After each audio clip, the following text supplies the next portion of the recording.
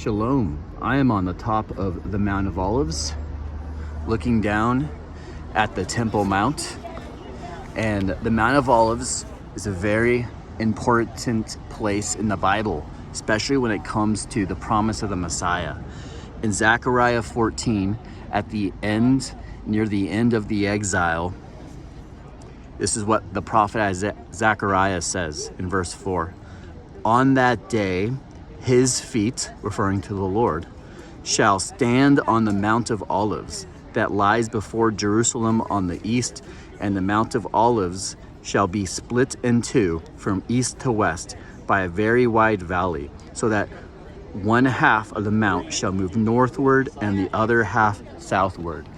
So this is talking during a future time when Israel is surrounded by the nations, and the nations are attacking Israel, and the Lord himself will come to save them. Now let's move to another verse in Acts chapter 1, when Jesus ascends into heaven and his disciples are looking into the sky, and two angels talk to them, and they say and said in Acts chapter 1 verse 11, men of Galilee, why do you stand looking into heaven? This Jesus who was taken up from you into heaven will come in the same way as you saw him go into heaven.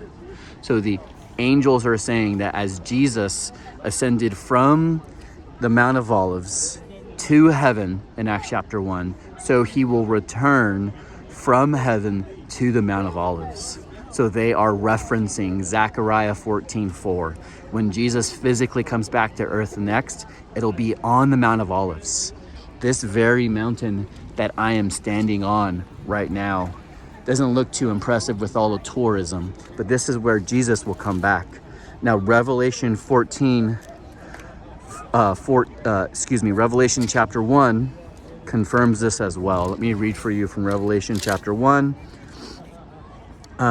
Verse 7, the Apostle John says, behold, he, Jesus, is coming with the clouds, and every eye will see him, even those who pierced him, and all the tribes of the earth will wail on account of him.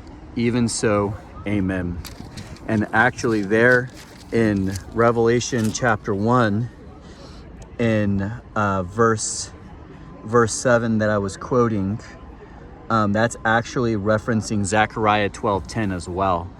Another prophecy of the Messiah in Zechariah, where the Messiah will come back and to deliver and save Israel.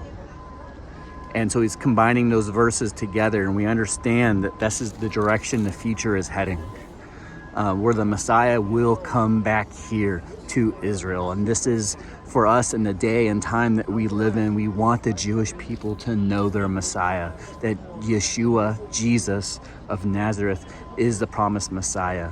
Zechariah 14:4 says it's the Lord. Now, since the New Testament is saying that Jesus will do that, it's another instance in the New Testament claiming that Jesus is God. Even in Zechariah 12:10, where it says that they'll look on me whom they pierced, it's the Lord talking. It's God talking in Zechariah 12:10. How can God be pierced?